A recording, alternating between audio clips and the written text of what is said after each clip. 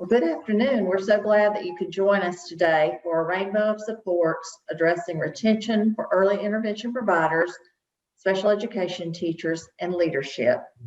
We are glad that you've joined us. I'm Winna Lau from the Georgia Department of Education, and I'm joined by my colleagues in Connecticut with the Birth to 3 system. And I'm Nicole Cassette, the Assistant Part C Coordinator. And my name is Dr. Kate Zimmer, and I am an Associate Professor of Special Education at Kennesaw State, as well as the Director of our Avatar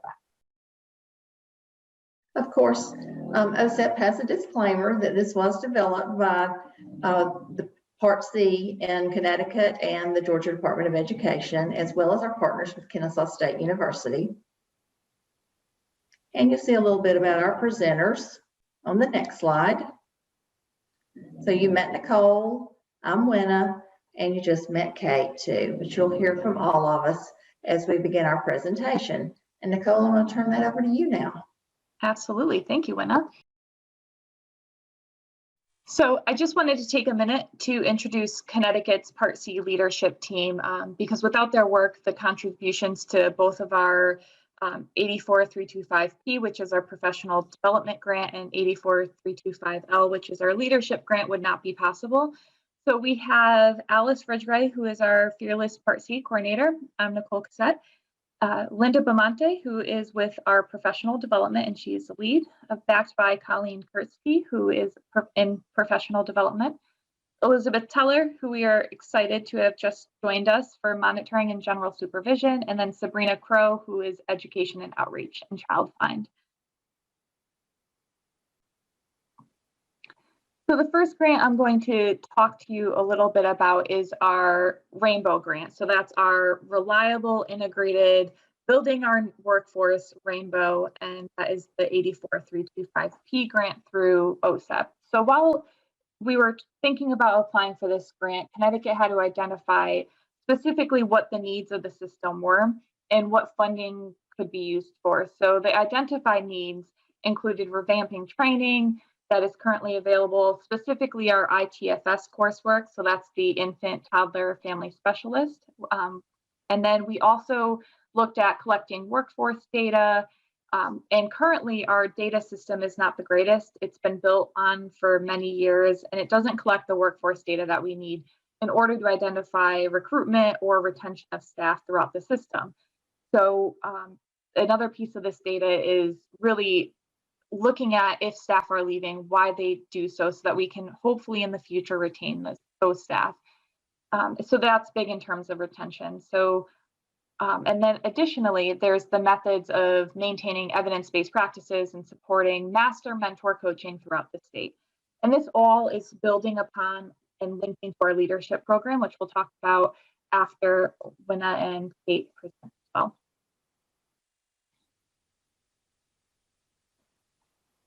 And once we identified the needs that this system had, we also had to look at addressing those needs. So within addressing those and within this grant, we're looking at building a comprehensive statewide system of professional development, which recruits and retains staff. And in the next slide, you'll see how we're building upon that. So staff have trajectory and building in their career as well. We also want to provide individual supervision and TA plans for each practitioner throughout the state and provide sustainable mentorship system to family coaches via mentor coaches throughout the statewide system. So that really allows our coaches, master and family coaches to build within their own areas of expertise and evidence-based practices as well. And ultimately following those EDPs, so the evidence-based practices and reconstructing those practices on national, state, and mission and key principles within Part C. And finally, we are working on updating that ITFS credential.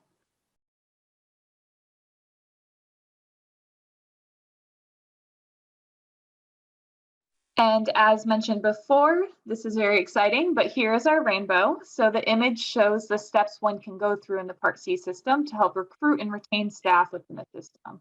So this image goes from new to EI to leaders in EI. And at the end of the rainbow, there is a pot of gold, which is positive results for infants and toddlers and their families, which is ultimately our goal. So when somebody comes in new to EI, there is an initial certificate they can obtain. There's the ITFS credential, there's a service coordination certificate. They can go through the family coach fidelity, mentor coach fidelity, and ultimately become a leader in the system. And that is how we're tying the both PD grant with RL grant.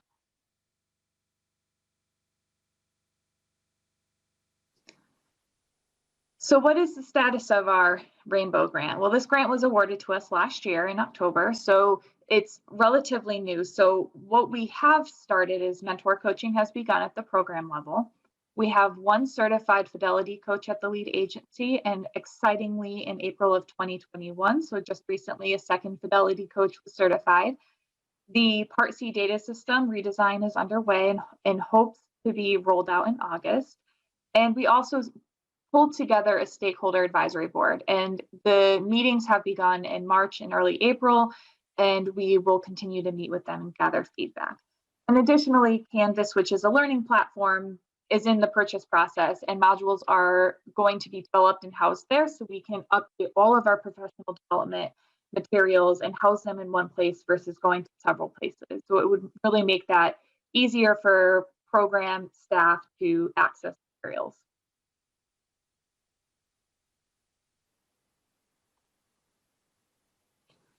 And then the program requirements, a major portion of this is the master mentor coaching. So the program requirements for mentor coaching supports within this grant include that every 2 months, reports are due to the lead agency, and they allow the OEC to track, which is the Office of Early Childhood, I'm sorry. So the Office of Early Childhood to track the progress of the systematic changes and fidelity to practices throughout the system. And then mentor coaches regularly participate in lead agency community of practices to keep current in their evidence-based practices and also share ideas. Coaches must have received previous training in natural learning environment practices, coaching, and primary service provider approach to teaming. And family coaches and mentor coaches also complete a minimum of 6 logs within 6 months, regardless of whether fidelity is met prior to the 6th log. And that's how we're tracking all of the master mentor coaching that's going on throughout the system.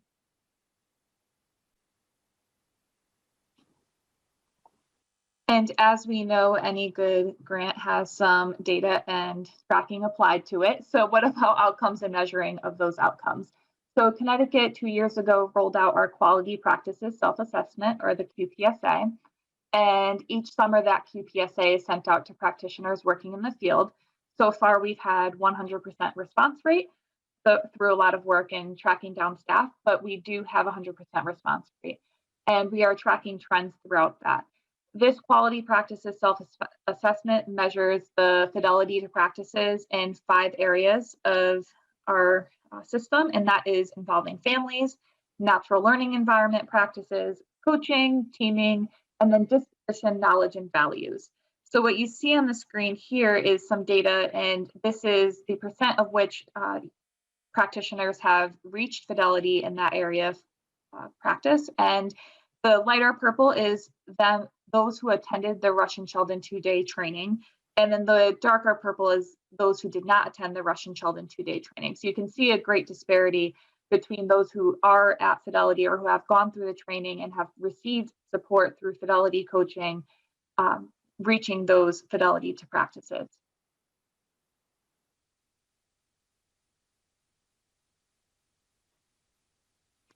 And then finally, this grant is allowing Connecticut to revise the infant toddler family specialist course. So during year 2 of the grant, that revision will begin, and the advisory board will be providing a lot of input upon this redesign of the pathway. And this really also is a pathways grant. So we're really looking at pathways within the system as well. So the Office of Early Childhood is also collaborating with our UCED, or the University Centers for Excellence in Developmental Disabilities, in partnering with the curriculum. And I am going to pass it over to my partners. Thank you, Nicole. So Nicole's described the work of the grant for the early intervention providers. So we're going to talk now about Georgia's role with Part B. And Specifically, we're going to discuss today the special education induction program for teachers using mixed reality simulation to support induction. So last fall, we were awarded the grant from OSEP for Part B and Part C in Georgia, and we were awarded $500,000 for up to 5 years. And of course, like most states, we have a teacher shortage problem, and we also have a teacher retention concern. And the most notable shortage area is special education. So we have been dedicated to focus on this work. This is a priority of our governor. Governor Kemp is a priority of our state school superintendent, certainly our state advisory panel, our state director, and we have worked collectively across divisions in the Department of Education to create this opportunity and to try to be very innovative in how we provide the induction program across the state of Georgia, not through a pilot, but making it available to every school district in Georgia if they want to participate. Just to tell you a little bit more about the grant, it's very comprehensive. Of course, having Part B and Part C is primarily based in professional learning. We have contracted with the Center on Great Teachers and Leaders to develop a model induction program for special education teachers to address the concern of induction and retention. We are using partners with higher education, with Kennesaw State University and the University of West Georgia, both a member of our Regent system, to provide mixed reality simulation scenarios and practice for new special education teachers to apply professional learning that they have learned in the traditional sense and then to apply it through the Avatar Lab. With building leaders, the University of West Georgia leads this work to provide scenarios and simulations to support building practice. We also are using mixed reality simulation to support special education leadership. So our special education directors turn over at a rate of about every 4 to 5 years. So we have 215 local education agencies in the state of Georgia, but each year we have about 80 to 90 new special education directors that are first or second year directors. So of course you can do the math that about every 4 years, maybe every 5 years at the outer limits, we turn over the leadership in the state. And that has to be a contributing factor as well to why special education teachers are leaving the field. So we are addressing that from multiple angles. And of course, time won't to permit me to explain what all we're doing with that, but just know we are using mixed reality quite successfully with the new special education teachers, with building and district leaders, as well as special education directors in the state. We also added an executive coaching component for new special education directors. We do that with first year directors. And we have been able to provide funding through the American Rescue Plan funds for a coaching component for our new special education teachers that are participating in the new induction program. As for the Part C part, they are primarily focused on building a comprehensive personnel network for birth to 5 for children with disabilities. And before we move on, let me share a little bit about the fact that we have 78 local education agencies that said, I want to be in the induction program for FY22. That'll be the first year that this implemented. We trained 75 trainers 2 weeks ago, with a partnership again through Center for Great Teachers and Leaders and Kennesaw State University.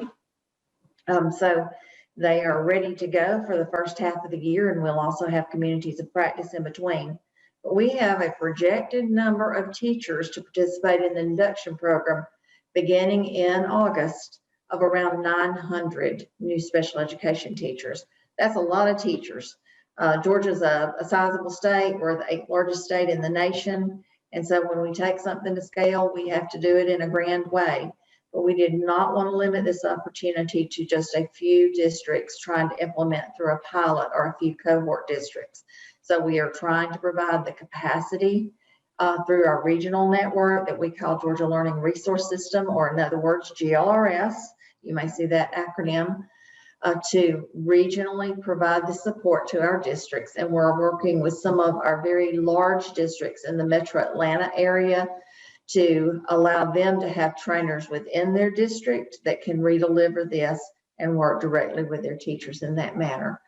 The additional funds that have been provided to us through the ARP funds equate to $5.4 million over the next 3 years to be able to provide coaching to the teacher as well.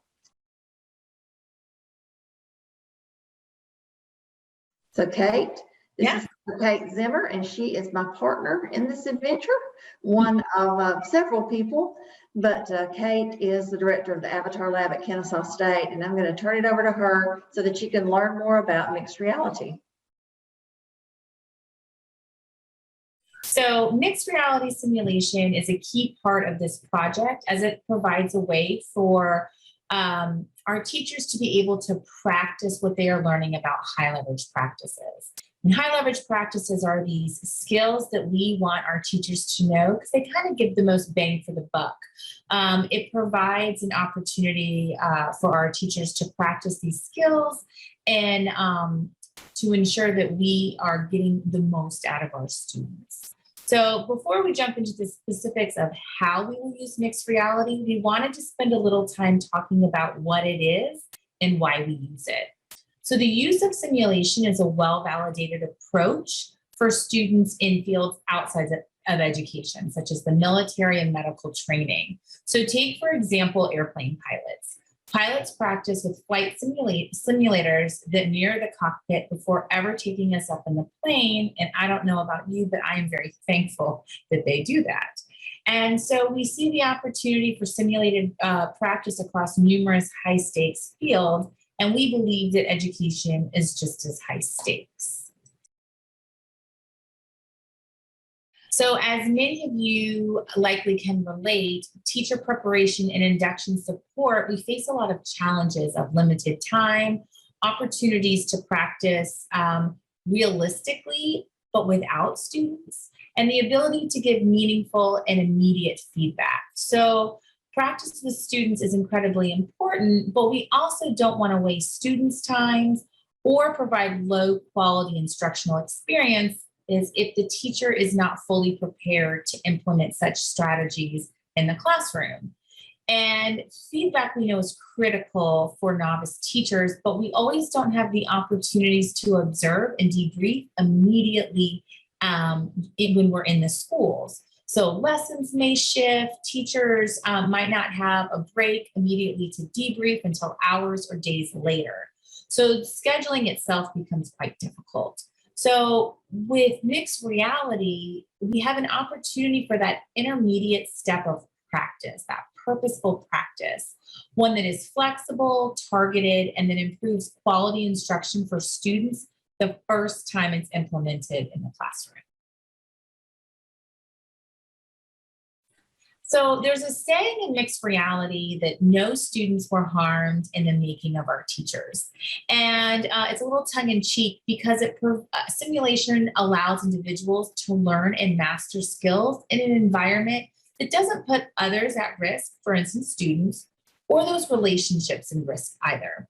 And mixed reality allows participants to practice really high stakes decision-making and receive feedback on the choices that they made through virtually through responses or peer observation. And so one thing I wanted to highlight is the difference between mixed reality simulation and virtual reality. Mixed reality simulation has a human component behind the scenes, which gives the experience a more authentic feel.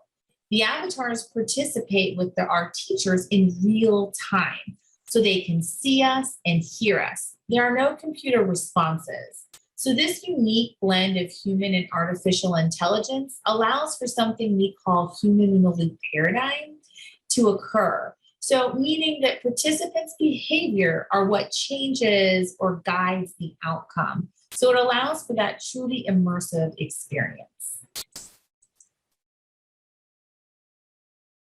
And here in an ordinary conference environment, this would be the time when we ask for volunteers to actually engage in the simulation. But unfortunately, we're not able to do that. So therefore, we're going to show you just a brief video clip of what a simulation might.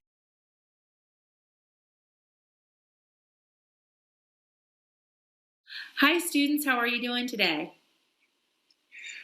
Doing pretty well, Teach. How you doing today? I'm doing all right. My name is Dr. Zimmer, and I am your substitute teacher today. Cool, man. Cool. Yeah, so the lesson plan in front of me shows that you guys were asked to do a heart map. And that's going to let me know a little bit more about who you are. So I'm going to give you guys 5 more minutes to complete your heart map. Please start now. Now, the great thing about the simulation is that although I'm saying I'm going to give them 5 minutes, I know that I don't have the luxury of time, so we can speed up that 5 minutes into like 5 seconds. So you just need to prompt them to know that. So, all right, class, your 5 minutes is up. Ethan, can you tell me something on your heart map? Yeah, sure. So, on mine, I drew a big old fat picture of my bearded dragon dude. He's a pretty cool guy. He kind of just hangs out in his little tank all day.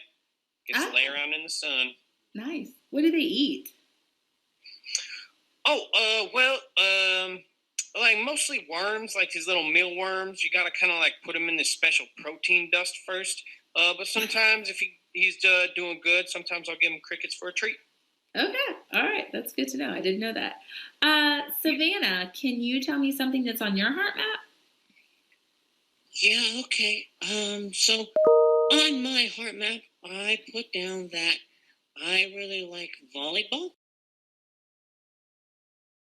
All right. So hopefully that gave you a taste of what happens during a simulation.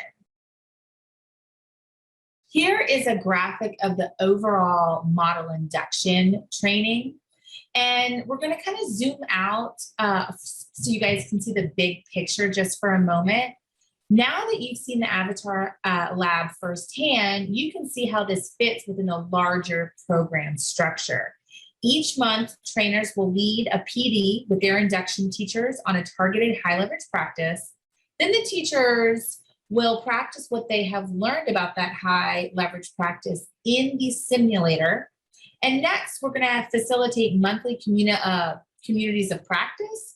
And this is allows for that opportunity to share best practices from the training, troubleshoot any challenges, and prepare for the upcoming high leverage practice teacher trainings.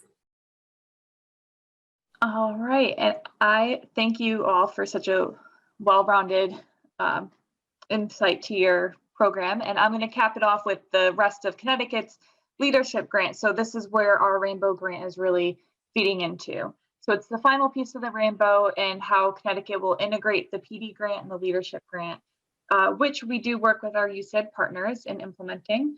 So along with implementation, Dr. Bruder has helped Connecticut write the leadership grant and is the key point person in helping us pull the curriculum together and really teaching that curriculum to our future leaders in the state. So the leadership grant works with scholars in both Part C and Part B. So this is really where we're connecting the two, and it builds the relationships between 618 and 619 leaders. So the leadership grant also strives to both integrate succession planning within the field and retaining staff within the field by cultivating these leaders. So there is that progression as well. And what you're looking at here is the logic model for the leadership grant. Major investments within this grant, within the leadership training of staff, it includes state and local and regional early intervention and early special education programs, and also includes community partners. Major activities include creating the program throughout the first year, refining that program, and evaluating the program. So this is kind of a build as we fly the plane type of program. We are adapting the National Leadership Academy and sizing it down to Connecticut, but Connecticut has different needs than national needs are. So we are really just refining that and then also refining that throughout the 5 years of the grant. Participants in this program include the 618 and 619 leaders and also future leaders.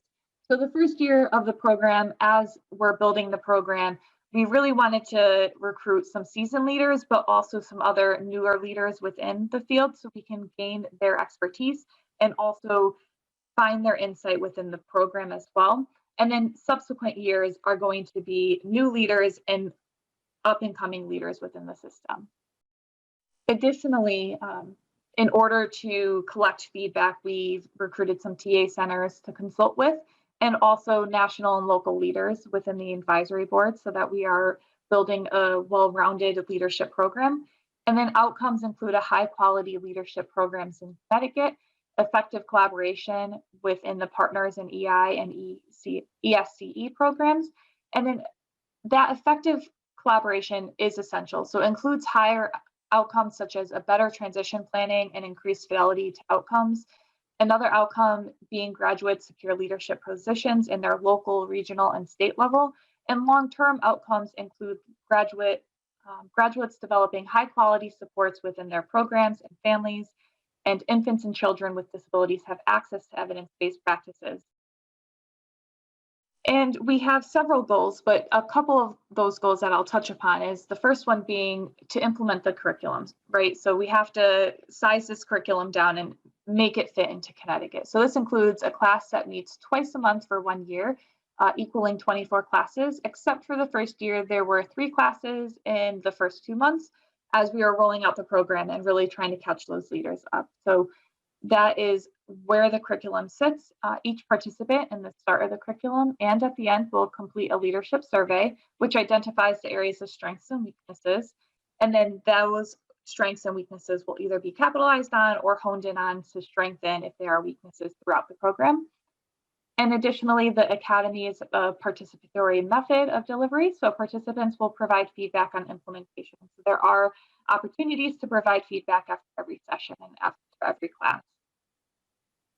And topics covered include ethics, leadership, policy, the history of special education, and participants are completing a project over the course of the year for their local level system. So they're creating changes at the local levels, and some of them actually went a little bit higher and tried to partner with their 618 or 619 counterparts and are making bigger system changes or policy changes within their project. So it's really supporting them in bettering the system throughout.